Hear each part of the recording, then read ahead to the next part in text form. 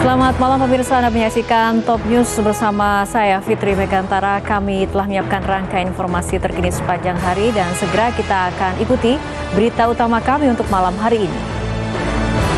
Pemirsa, dua wanita tidak dikenal melakukan aksi nekat dengan mencoba menerobos masuk Istana Negara Jakarta Senin pagi tadi. Diduga aksi nekat tersebut dilakukan demi mengadu kepada Presiden Jokowi atas persoalan hukum yang tengah mereka hadapi.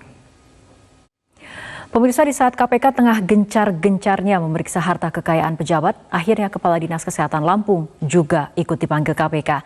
Pemeriksaan ini dilakukan usai viralnya Kadinkes Lampung, Rehana, yang menjadi sorotan publik lantaran kerap pamer di media sosial soal kepemilikan barang mewah. Pemirsa, terpidana anak yang berkonflik dengan hukum, AG, resmi melaporkan tersangka penganiayaan Mario Dandi Satrio atas dugaan pencabulan ke Polda Metro Jaya hari ini. AG sebelumnya sudah 2 kali melaporkan Mario, namun kedua laporan tersebut belum diterima polisi. Penyidik di Treskrimum Polda Sumatera Utara menggelar rekonstruksi penganiayaan terhadap Ken Admiral yang dilakukan anak AKBP Ahirudin Hasibuan, Aditya Hasibuan. Reka ulang ini dihadiri oleh seorang remaja wanita SH yang diduga menjadi pemicu keributan antara Ken dan Aditya. Pelapor aksi koboi jalanan yang dilakukan David Yulianto di tol dalam kota Tomang Pemirsa, Polair Polda Banten dan Puslapfor Mabes Polri melakukan olah TKP kebakaran kapal penumpang Roy 1 di Dermaga 3, Pelabuhan Merak, Banten. 2 orang supir yang diduga menjadi penyebab kebakaran turut dihadirkan dalam olah TKP. Pelapor aksi koboi jalanan yang dilakukan David Yulianto di tol dalam kota Tomang menolak permintaan damai.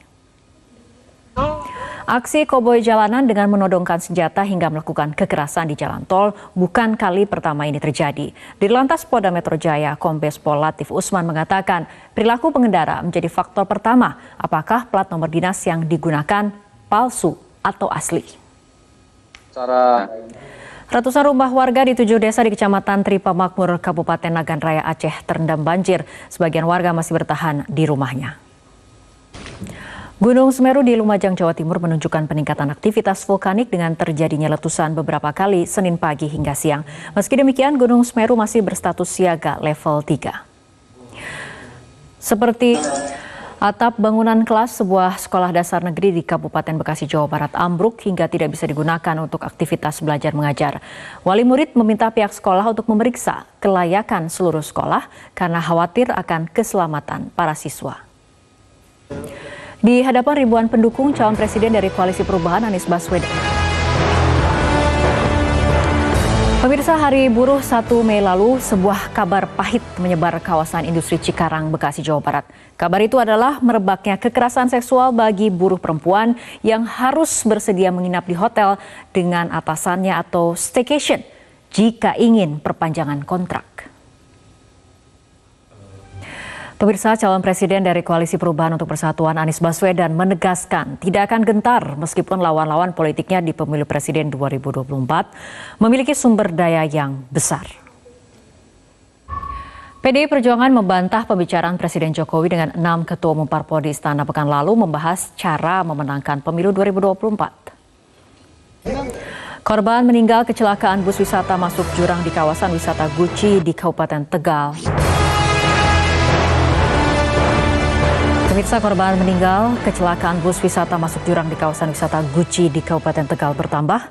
Korban meninggal setelah mendapat perawatan intensif di ICU RSUD Suselo.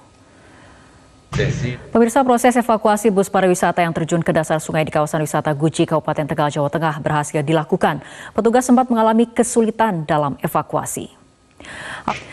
Pemirsa, 9 pilihan berita terbaik hari ini dirangkum dalam Top of the Top berikut ini. Pemirsa, para delegasi asing peserta KTT ASEAN Summit ke-4. Pemirsa, para delegasi asing dari negara-negara peserta KTT ASEAN Summit ke-42 tiba di Labuan Bajo, Kabupaten Manggarai Barat. Sejak pekan lalu, Presiden Joko Widodo meninjau sejumlah venue KTT ke-42 ASEAN di Labuan Bajo, salah satunya Bandara Komodo. Menteri Perhubungan Budi Karya Sumadi menyebut Bandara Komodo telah dipercantik sesuai dengan permintaan Presiden. Polri. Pada keketuaan Indonesia di ASEAN tahun 2023, Kementerian Koordinator Bidang Pembangunan Manusia dan Kebudayaan menjadi Ketua ASEAN Social Cultural Community Council atau Dewan Menteri Pilar Sosial Budaya ASEAN.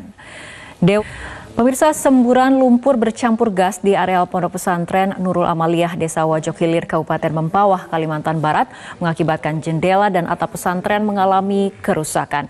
Informasi ini akan menjadi sekaligus penutup perjumpaan kita dalam Top News untuk malam hari ini.